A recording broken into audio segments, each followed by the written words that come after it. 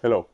Is one allowed to take his challah on Shabbat and put it on the blech, on a hot plate, on a hot place that would cause it to become crunchy?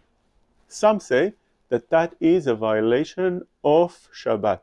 The Ben Ish Chai Palim writes that doing so falls under the category of makeh bepatish, finishing something on Shabbat is such that you take a bread that was soft beforehand, you put it on a blech, and it becomes crunchy, you make something new out of it, you finish it in such a way, that is not permitted. But many writes that there's no isur makeh bepatish in food, and makeh bepatish b'ochlin. This is how the Biur Halacha brings down in Shin Yud Chet Halacha L'Maaseh.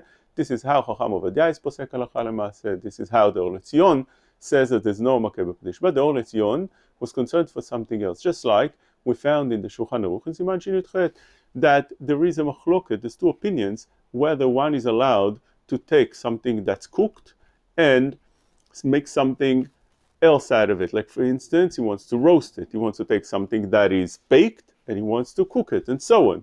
Is that mutar? Is that permitted or not? We have two opinions. In the last opinion that the Shulchan Aruch brings down, he restricts, he says it's not allowed, and since it's written in such a way, yesh omrim ve'yesh mi she'omer, that the last opinion is the one that should be followed. Therefore, one would be permitted to do so according to strictly Shulchan Aruch rules of learning.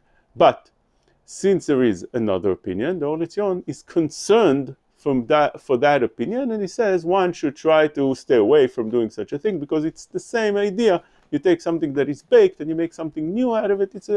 Falls under the same category. One should restrict such a thing. But Chacham Ovadia permitted because the two reasons don't apply. There's no makeh bepatish in food, and also the second thing that we just explained, afiyah, bishul, and so on, doesn't apply to such a thing at all because the Shulchan Aruch permitted it. But if one wants to be strict, since we're dealing with a Torah prohibition, according to Ben Ish Chai, makeh bepatish is a Torah prohibition. According to the Or LeTzion, also such a thing falls under Torah prohibition. Therefore, one that wants to be strict and be choshesh for such opinion definitely has room to be choshesh, but one that wants to still be lenient and rely on Chacham Ovadia opinion to be lenient obviously has what to rely on.